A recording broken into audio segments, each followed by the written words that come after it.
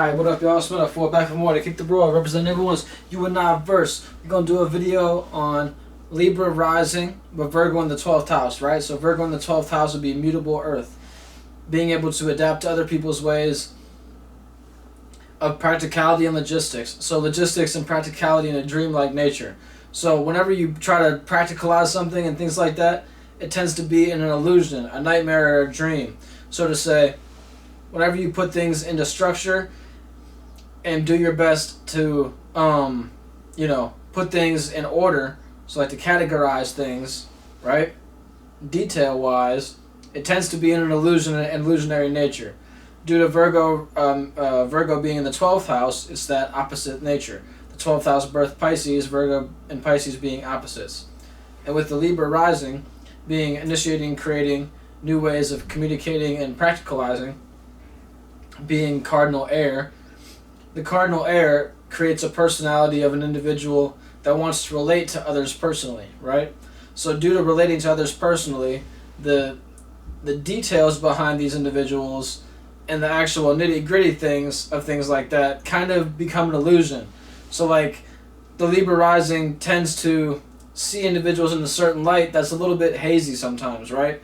Because they have that dreamlike nature being put into their details. So like whenever they think about a detail about something, they tend to expound upon it and kind of go left field with it, right?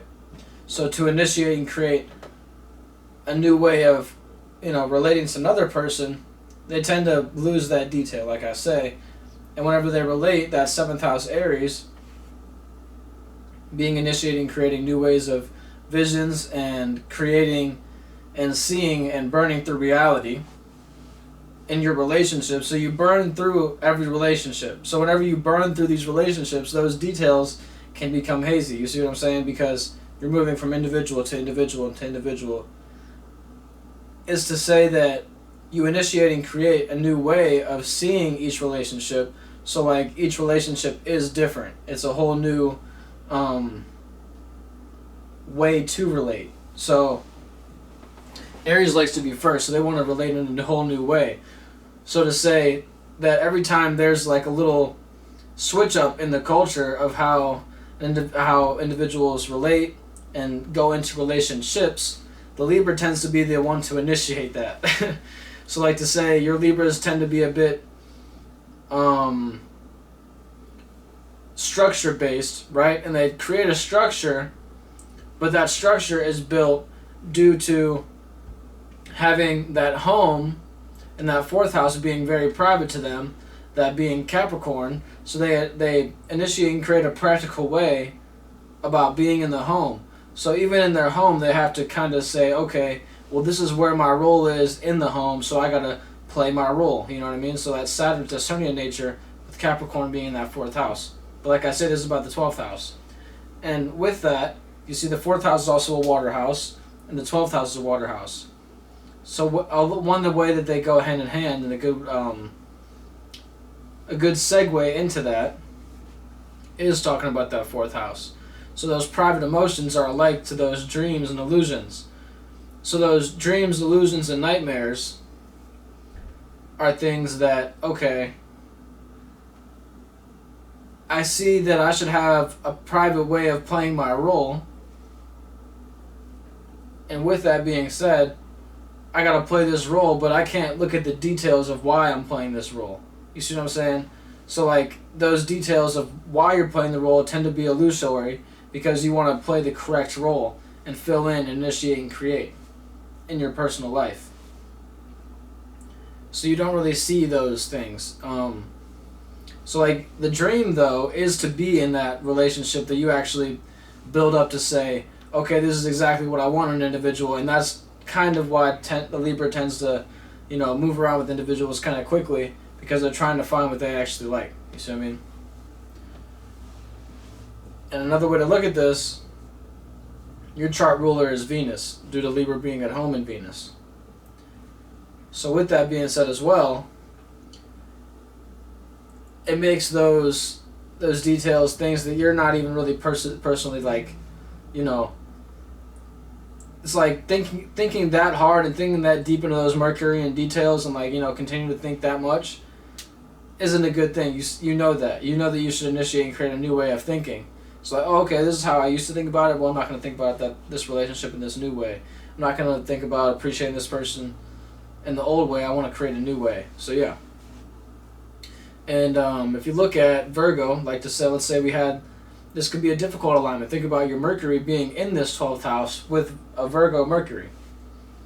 Yeah, your Mercury being in Virgo in that 12th house, right? So this would be an individual that thinks about, you know, Mercury, thinking, communicating, thinks and communicates about the dreams, illusions, and nightmares of their life in detail. So they talk about, oh, this is all the things that I could have experienced or all the things that I have experienced, and I don't want to experience this because it turned into a nightmare and I thought it was going to be a dream. You see what I'm saying? So like, this is kind of where Libra gets to that talk nature. Think about if they had that Mercury in Virgo. You see what I mean? And you can think about it also even deeper, like, okay, if this was a Libra sun with their Mercury in Virgo, that would make a whole lot of sense why they're that way about those details and why they actually think so hard about, okay, I do actually want this perfect individual. I want this, you know, situation to be exactly how I want it to be, because that's all they think about it with that Mercury. You see what I mean? So it's a way you could tap in the planet, the house, and the sign all in one. And your rising as well. So yeah, you think about it, your chart ruler, like I say, is Venus. If you had that Mercury in the 12th house, you personally, you know, your personality is Venus-like. You appreciate, you have value with other individuals, you like to relate, right? And with that action, you tend to think, if you had that Mercury and Virgo in the 12th house, with Virgo, you'd be thinking and communicating about those mutable earth things, being able to adapt to other people's ways of practicality. You see what I mean? Those practical ways of doing things. And say like, okay, that practically makes sense, and this is a dream that I want to pursue. So boom, that's like kind of how, you know, just thinking too much about something could hurt this individual or make it a little bit more difficult. So you want to do a little bit more like, okay, I got some details I can work with. Well, let's move on, and I'll keep more receipts as we move on forward. So that'd be one way that this Mercury and Virgo could help itself out. So just to give you an example. And yeah, much love, and you can holler back at me in the comments or anything like that. You know what I'm saying? Got about a couple more videos left in this series, and then we're going to move on to doing something new, which will be most likely on the moon. And I'm going to teach y'all how to, you know, manifest with the moon and watch each and every new and full moon and things like that. So much love. Holla back. Peace.